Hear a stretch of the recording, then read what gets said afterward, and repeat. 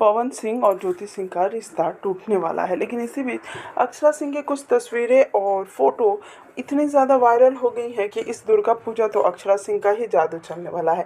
एक तरफ जहां ज्योति सिंह पे आरोप लग रहे हैं, वहीं अक्षरा सिंह की काफ़ी ज़्यादा तारीफ भी हो रही है। सबसे पहले तो आप वीडियो को लाइक करें और चैनल को सब्सक्राइब करना बिल्कुल ना भूलें। जी हाँ, आप सुन के थोड़ा चौंक जाएंगे कि जिस पवन सिंह के फैंस कुछ दिन पहले अक्षरा सिंह को भला बुरा कह रहे थे, आज वही फैंस अक्षरा सिंह की तारीफ कर रहे हैं।